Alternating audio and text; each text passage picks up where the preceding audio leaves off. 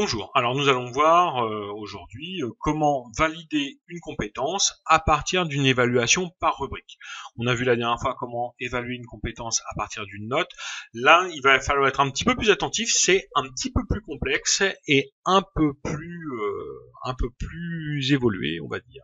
Alors pour ça, il faut déjà que j'ai construit des rubriques. Alors moi j'ai construit une petite rubrique pour ma classe de 6e qui s'appelle Tuto Additio, une petite rubrique qui est en badminton. Alors je vais dans mon configurateur de rubrique. J'ai déjà créé ma petite rubrique, voilà. Donc elle est là. Donc j'ai de la maîtrise insuffisante jusqu'à la très bonne maîtrise. Donc j'ai 4 colonnes et j'ai ici 5 lignes pour évaluer 5 items qui sont la maîtrise des frappes, mettre en place en acte des principes d'efficacité, la maîtrise des émotions, prendre différents rôles et donc occuper différents rôles et la connaissance des règles et règlements. Donc c'est ce que je vais évaluer en partie en badminton pour mon niveau 1.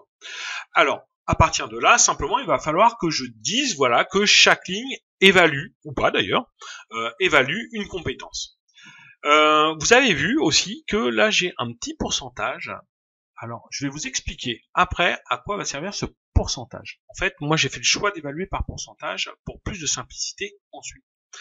Alors, je vous montre déjà, une fois que votre rubrique est faite, construite, comment on va attribuer une compétence évaluable à chacun des items. Premier item, on va dire que la maîtrise des frappes va évaluer la compétence 142, c'est-à-dire pour moi le domaine 1 et la compétence numéro 4 du domaine 1. Donc simplement je vais aller dans Associated Skills, c'est-à-dire la compétence associée à cet item. Je vais aller la sélectionner, c'est donc une compétence du cycle 3. Et ça va être cette deuxième compétence, acquérir des techniques spécifiques. Donc je vais simplement cocher la case, mais je pourrais par exemple aussi en cocher deux. Vous les cochez toutes. Là, je vais simplement en cocher une. On va faire retour, on va sauvegarder, on a validé, c'est bon. Je vais faire la même chose pour chacun des items. Voilà, donc là, ça va être apprendre par l'action. Je sauvegarde. Ensuite, la maîtrise des émotions, c'est du pilier 3. 34, s'engager dans les activités sportives, artistiques et collectives, voilà. Retour, sauvegarder. Ok. Prendre et occuper différents rôles. Donc là, je vais aller sélectionner la compétence qui correspond, c'est-à-dire assumer les rôles sociaux spécifiques aux différentes APSA. Je reviens, je sauvegarde, et enfin, voilà. La dernière, la connaissance des règles et règlements. Comprendre, respecter et faire respecter le règlement. C'est cette compétence-là. Je reviens et je sauvegarde. Voilà. À noter que les petits pourcentages qui sont ici n'ont aucune incidence sur la validation de compétences qui seront toujours validées sur une échelle de 1 à 4. Alors, on avait expliqué la dernière fois qu'effectivement, j'utilisais cette échelle de 1 à 4 simplement parce que je retrouvais exactement cette même échelle au moment de valider dans Pronote. Et vous verrez par la suite, ça facilite beaucoup les choses d'avoir la même échelle et dans Additio et dans Pronote.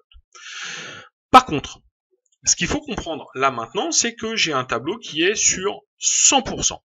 C'est-à-dire que chaque item est évalué à hauteur de 20%, intervient dans la note finale pour chacun, pour la même part. Or, moi, ce que je vais pouvoir faire, si là je multiplie le résultat par 20 dans Additio, et donc que je fais un petit calcul dans une autre colonne, je peux obtenir une note sur 20 simplement en multipliant le résultat de cette colonne-là par 20. Mais donc je peux donner de l'importance, plus d'importance dans mon évaluation finale notée, chiffrée et hors compétence, en donnant plus d'importance à certaines choses. Exemple, moi je vais estimer que la maîtrise des frappes, c'est beaucoup plus important que toutes les autres compétences. Donc par exemple, ça je vais l'évaluer pour 40%.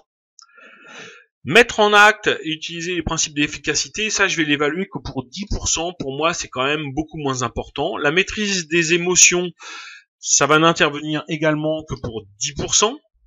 Voilà. Donc là je suis à 100%. Et je vais laisser 20% pour les deux derniers. Et donc j'arrive bien ici en bas à 100%. Je suis pas à 110, je suis pas à 80, donc là je suis bien. Je vais sauvegarder.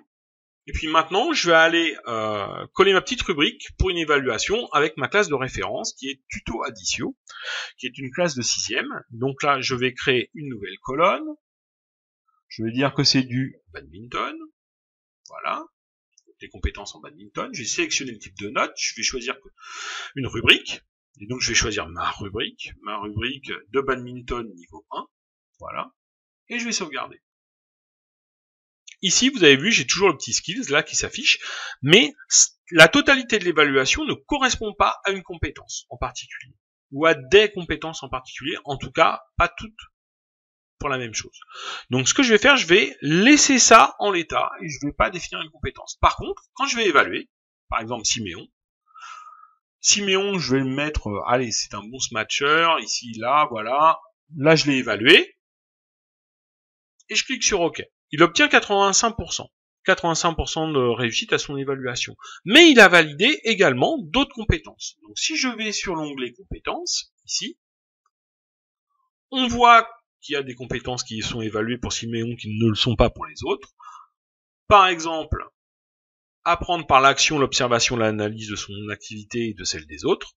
Il a obtenu le résultat de 3, ce qui correspond à une bonne maîtrise. Il a une maîtrise très satisfaisante sur assumer les rôles, les différents rôles par rapport aux APSA. Donc là, pas de souci. Voilà. Maintenant, je voudrais revenir sur l'idée d'évaluer par pourcentage, parce que par exemple, si je veux transformer cette évaluation-là qui m'a permis de valider des compétences en note sur 20, c'est possible, et c'est possible facilement. Donc je vais créer une nouvelle colonne, ici juste à côté. Je vais dire que c'est mon badminton, d'accord, et puis ça va être une note sur 20. Je vais sélectionner le type de note, et ça va être une formule calculée, parce qu'on va utiliser la colonne juste avant. Je vais sauvegarder, tout de suite il y a une petite fenêtre qui va s'ouvrir et qui va me dire, voilà, comment est-ce que vous voulez calculer cette note sur 20? Et ben c'est assez simple. Je vais prendre cette colonne qui s'appelle CompBad, c'est-à-dire les compétences de badminton, je vais prendre cette colonne, puis je vais la multiplier par 20, puisque c'est un pourcentage, 85%, ça va me donner, en multipliant le résultat par 20, 0,85 par 20, ça va me donner la note de 17 sur 20. C'est aussi simple que ça. Donc si vous voulez obtenir une note sur 10, vous multipliez par 10. Si cette vidéo vous a plu, n'hésitez pas à liker, à aimer ou à partager. Pensez à vous abonner pour recevoir des notifications en cas de nouvelles vidéos. Vous pouvez aussi nous suivre sur Twitter et sur Facebook.